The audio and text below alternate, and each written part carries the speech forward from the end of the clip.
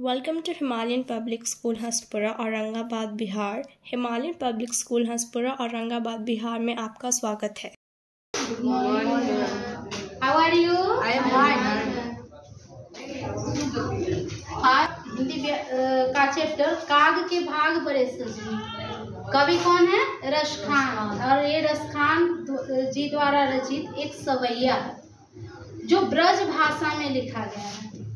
रसखान जी का जीवन परिचय और शब्दार्थ आप पहले कर चुके हैं, इसलिए बीच में मैं सभी से पूछूंगी, आप लोग बड़े अच्छे से जवाब दीजिएगा।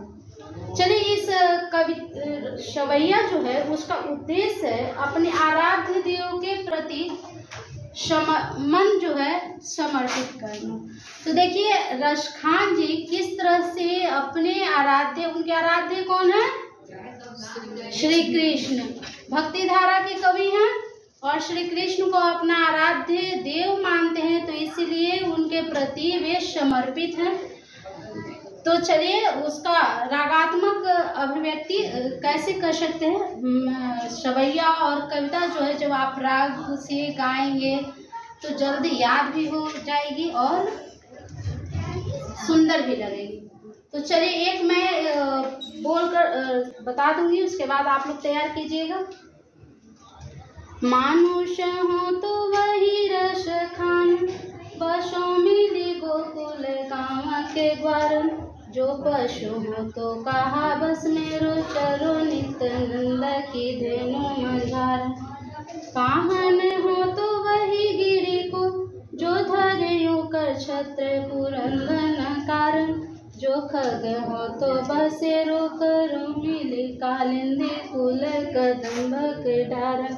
चलिए अब इस तरह से लय से रागात्म से आप गाएंगे। तो अब इसका व्याख्या समझते हैं। मानुष का क्या अर्थ होता है? मनुष्य। रसखान जी कहते हैं अपने आराध्य देव कृष्ण को बोल रहे हैं, हे भगवान, हे ईश्वर, यदि मुझे मनुष्य रूप में आप जन्म दें तो कहाँ वो जन्म लेना चाहते हैं? बसों मिली गोकुल गांव के ग्वारन। जो गोकुल गांव में जो ग्वालों के बच्चे जो रहते थे उसके बीच में रहना चाहते हैं। क्यों रहना चाहते हैं? कि वहाँ वो किसी तरह किसी भी परिवेश में किसी भी तरह वो कृष्ण के साथ चाहते हैं। तो जब वो ग्वालों के बीच रहेंगे तो वो किसके साथ रहेंगे? कृष्ण के साथ रहेंगे। जो पशु हो तो यदि मुझे मनुष्य रूप में जन्म ना दिए, यदि पशु रूप में जन्म दिए तो कहाँ जन्म लेना चाहते हैं? चरो नित्य नंद की धेनु। धेनु में गाय। मंझारण मध्य ब्रज भाषा का शब्द है। तो यदि मुझे पशु रूप में जन्म दें तो कहाँ जन्म दें? वो नंद बाबा के यहाँ जो गाय रहती थी जिसको चराने कृष्ण जाया करते थे उसके मध्य में रहना चाहते, ताकि वो भगवान कृष्ण के नजदीक रहे। पाहन हो, पाहन का पत्थर। यदि ठीक है मुझे मनुष्य नहीं बनाए, पशु भी नहीं बनाए, यदि मुझे पत्थर बनाए तो उस गिरी का पर्वत पहाड़ जो आप पहले बताए हैं या आप लोग समझ रहे हैं कि जो पुरंदन का अर्थ क्या है? इंद्र। जो इंद्रदेव का जब प्रकोप हुआ था ब्रज लोगों में, तो कृष्ण जो है अपनी कनिष्ठा उंगली पर पूरे गोवर्धन पर्वत को उठाकर छाते के समान बनाकर और पूरे ब्रजवासियों की रक्षा किए थे। तो यदि मुझे पत्थर बनाए तो उस पर्वत का, गोवर्धन पर्वत का पत्थर बनाइएगा जिसको आप अपनी उंगली पर उठा रहे हैं। जो खग हो तो बसेरो करो। यदि मुझे पक्षी रूप में जन्म दें तब कहाँ जन्म लेना चाहते हैं? कालिंदी कुल। कालिंदी किस? यमुना नदी। और कुल का किनारा। तो उस यमुना किनारे जो कदम्ब का वृक्ष था जिस पर कृष्ण जो है कदम के ऊपर बैठकर बांसुरी बजाते थे, तो मैं उस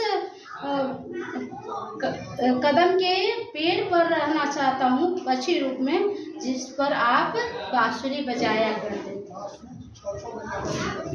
अब दूसरा है, या लकुटी अरु कामड़िया पर।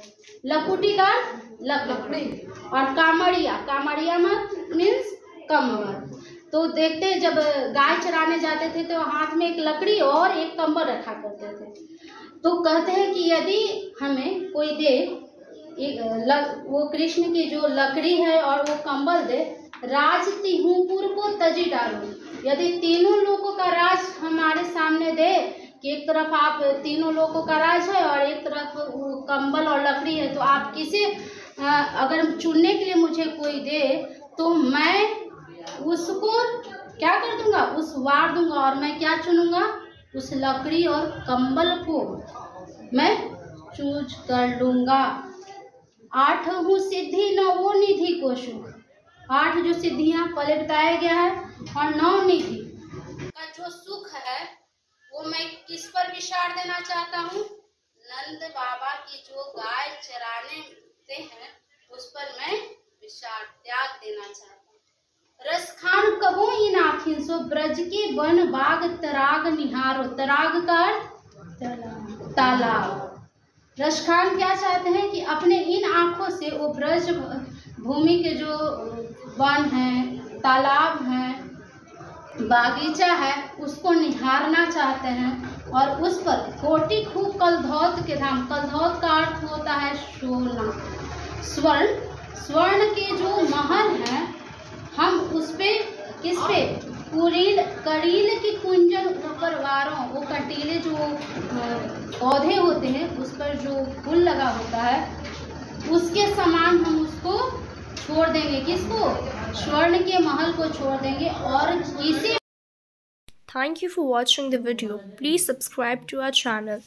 वीडियो देखने के लिए धन्यवाद। कृपया हमारे चैनल को सब्सक्राइब करें।